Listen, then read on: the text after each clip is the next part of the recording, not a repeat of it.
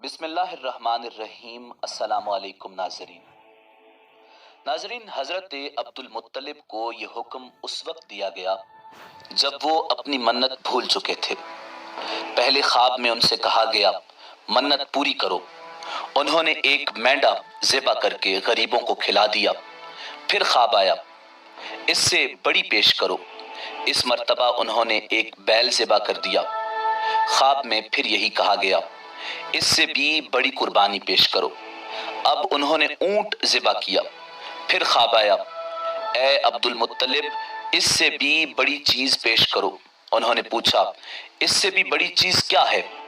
تب کہا گیا اے عبد المطلب اپنے بیٹوں میں سے کسی کو ذبح کرو جیسا کہ تم نے منت مانی تھی۔ اب انہیں اپنی منت یاد آئی۔ اپنے بیٹوں کو جمع کیا، ان سے منت کا ذکر کیا۔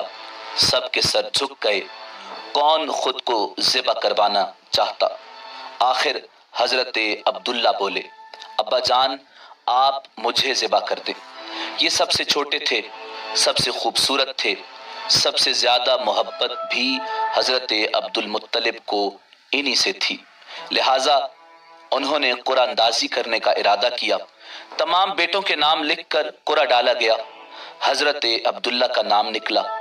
اب انہوں نے چھری لی، حضرت عبداللہ کو بازو سے پکڑا اور انہیں ذبح کرنے کے لیے نیچے لٹا دیا۔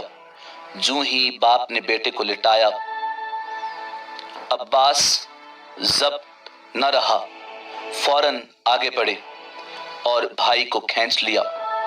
حضرت عباس نے جیسے ہی اپنے بھائی کو کھینچا، اس وقت یہ خود بھی بہت چھوٹے تھے، باپ نے عبداللہ کو اپنی طرف کھینچا۔ اس کھینچا تانی میں حضرت عبداللہ کے چہرے پر خراشیں بھی آئیں۔ ان خراشوں کے نشانات مرتے دم تک باقی رہے۔ اسی دوران بنو مخزوم کے لوگ آ گئے۔ انہوں نے کہا آپ اس طرح بیٹے کو ذبح نہ کریں، اس کی ماں کی زندگی خراب ہو جائے گی۔ اپنے رب کو راضی کرنے کے لیے بیٹے کا فدیہ دے دیں۔ اب سوال یہ تھا کہ فدیہ کیا دیا جائے؟ اس کی ترکیب یہ بتائی گئی کہ کاغذ کے ایک ٹکڑے پر 10 اونٹ لکھے جائیں، دوسرے پر حضرت عبداللہ کا نام لکھا جائے۔ اگر 10 اونٹ والی پرچی نکلی تو 10 اونٹ قربان کر دیے جائیں۔ اگر حضرت عبداللہ والی پرچی نکلی تو 10 اونٹ کا اضافہ کر دیا جائے۔ پھر 20 اونٹ والی پرچی اور حضرت عبداللہ والی پرچی ڈالی جائے۔ اب اگر 20 اونٹ والی پرچی نکلے تو 20 اونٹ قربان کر دیے جائیں، ورنہ 10 اونٹ اور بڑھا دیے جائیں۔ اس طرح 10 کر کے بڑھاتے جائیں۔ حضرت عبد المطلب نے ایسا ہی کیا، 10 اونٹ بڑھاتے چلے گئے۔ ہر بار حضرت عبداللہ کا نام نکلتا چلا گیا، یہاں تک کہ اونٹوں کی تعداد 100 تک پہنچ گئی۔ تب کہیں جا کر اونٹوں والی پرچی نکلی۔ اس طرح ان کی جان کے بدلے 100 اونٹ قربان کیے گئے۔ حضرت عبد المطلب کو اب پورا اطمینان ہو گیا کہ اللہ تعالیٰ نے حضرت عبداللہ کے بدلے 100 اونٹوں کی قربانی قبول کر لی ہے۔ انہوں نے کعبے کے پاس 100 اونٹ قربان کیے اور کسی کو کھانے سے نہ روکا۔ سب انسانوں، جانوروں اور پرندوں نے ان اونٹوں کو کھایا۔ حضرت عبد المطلب پہلے آدمی ہیں جنہوں نے آدمی کی جان کی قیمت 100 اونٹ دینے کا طریقہ شروع کیا۔ اس سے پہلے 10 اونٹ دیے جاتے تھے۔ اس کے بعد یہ طریقہ سارے عرب میں جاری ہو گیا، گویا قانون بن گیا کہ آدمی کا فدیہ 100 اونٹ ہے۔ نبی کریم صلی اللہ علیہ وآلہ وسلم کے سامنے یہ ذکر آیا تو آپ نے اس فدیہ کی تصدیق فرمائی، یعنی فرمایا کہ یہ درست ہے، اور اسی بنیاد پر نبی کریم صلی اللہ علیہ وآلہ وسلم فرماتے ہیں کہ میں 2 ذبیحوں یعنی حضرت اسماعیل علیہ السلام اور حضرت عبداللہ کی اولاد ہوں۔ حضرت عبداللہ رضی اللہ تعالی عنہ قریش میں سب سے زیادہ حسین تھے۔ ان کا چہرہ روشن ستارے کی مانند تھا۔ قریش کی بہت سی لڑکیاں ان سے شادی کرنا چاہتی تھیں، مگر حضرت عبداللہ رضی اللہ تعالی عنہ کی شادی حضرت بی بی آمنہ رضی اللہ تعالی عنہ سے ہوئی۔ حضرت آمنہ بنت وہب بن عبد مناف بن زہرہ۔ شادی کے وقت حضرت عبداللہ کی عمر 18 سال تھی۔ یہ شادی کے لیے اپنے والد کے ساتھ جا رہے تھے۔ راستے میں ایک عورت کعبے کے پاس بیٹھی نظر آئی۔ یہ عورت ورقہ ابن نوفل کی بہن تھی۔ ورقہ ابن نوفل قریش کے ایک بہت بڑے عالم تھے۔ ورقہ ابن نوفل سے ان کی بہن نے سن رکھا تھا کہ وقت کے آخری نبی کا ظہور ہونے والا ہے، اور ان کی نشانیوں میں سے ایک نشانی یہ ہوگی کہ ان کے والد کے چہرے میں نبوت کا نور چمکتا ہوگا۔ جو ہی اس نے حضرت عبداللہ کو دیکھا، فوراً اس کے ذہن میں یہ بات آئی۔ اس نے سوچا ہو نہ ہو یہ وہی شخص ہے جو پیدا ہونے والے آخری نبی کے والد ہوں گے۔ اس نے کہا اگر تم مجھ سے شادی کر لو تو میں بدلے میں تمہیں اتنے ہی اونٹ دوں گی جتنی تمہاری جان کے بدلے ذبح کیے گئے تھے۔ اس پر انہوں نے جواب دیا میں اپنے باپ کے ساتھ ہوں، ان کی مرضی کے خلاف کچھ نہیں کر سکتا، نہ ان سے الگ ہو سکتا ہوں، اور میرے والد باعزت آدمی ہیں، اپنی قوم کے سردار ہیں۔ بہرحال ان کی شادی حضرت آمنہ رضی اللہ تعالی عنہا سے ہوئی۔ آپ قریش کی عورتوں میں نسب اور مقام کے اعتبار سے افضل تھیں۔ حضرت آمنہ رضی اللہ تعالی عنہا حضرت عبداللہ رضی اللہ تعالی عنہ کے گھر آ گئیں۔ آپ فرماتی ہیں جب میں ماں بننے والی ہوئی تو میرے پاس ایک شخص آیا، یعنی ایک فرشتہ شکل انسانی میں آیا۔ اس وقت میں جاگنے اور سونے کی درمیانی کیفیت میں تھی۔ عام طور پر اس حالت کو غنودگی کہا جا سکتا ہے۔ اس نے مجھ سے کہا کیا تمہیں معلوم ہے تم اس امت کی سردار اور نبی کی ماں بننے والی ہو؟ اس کے بعد وہ پھر اس وقت آیا جب نبی کریم صلی اللہ علیہ وآلہ وسلم پیدا ہونے والے تھے۔ اس مرتبہ اس نے کہا جب تمہارے ہاں پیدائش ہو تو کہنا میں اس بچے کے لیے اللہ کی پناہ چاہتی ہوں ہر حسد کرنے والے کے شر اور برائی سے۔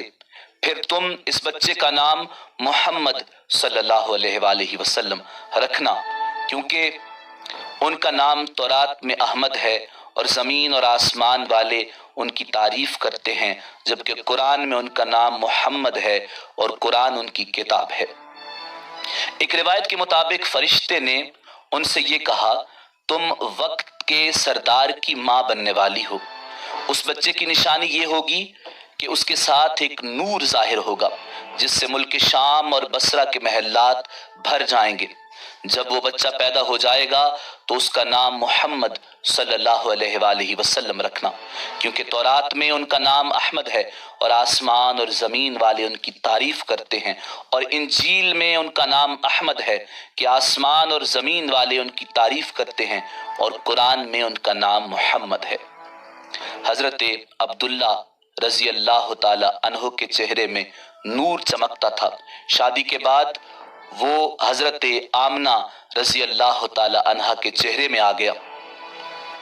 حاکم نے یہ روایت بیان کی ہے کہ صحابہ کرام رضوان اللہ تعالی علیہم اجمعین نے حضور نبی کریم صلی اللہ علیہ وآلہ وسلم سے عرض کیا اے اللہ کے رسول ہمیں اپنے بارے میں کچھ بتائیے۔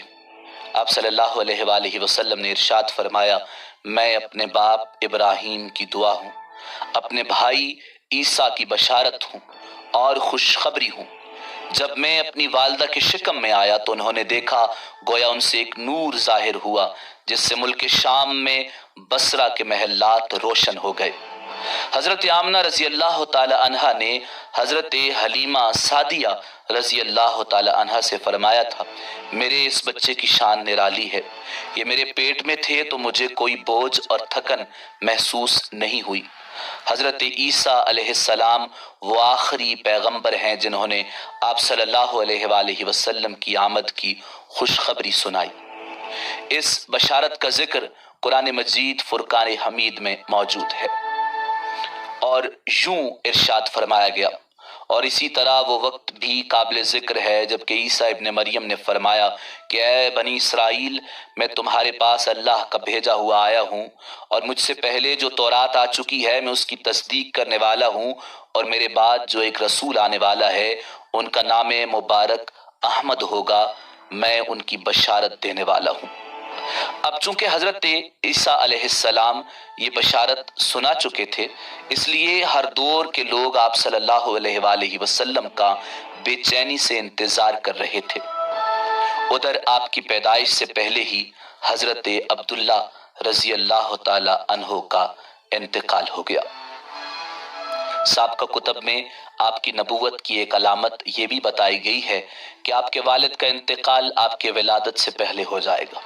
حضرت عبداللہ رضی اللہ تعالی عنہ ایک تجارتی قافلے کے ساتھ تجارت کے لیے گئے تھے، اس دوران بیمار ہو گئے اور کمزور ہو کر واپس لوٹے۔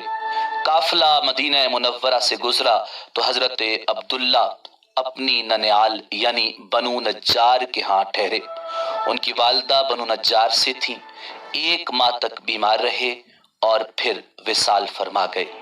انہیں وہاں ہی دفن کر دیا گیا۔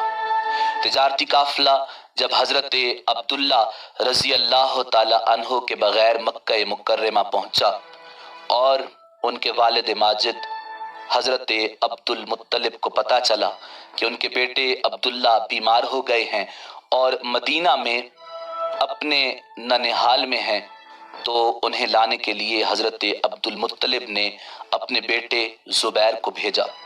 جب یہ وہاں پہنچے تو حضرت عبداللہ انتقال فرما چکے تھے۔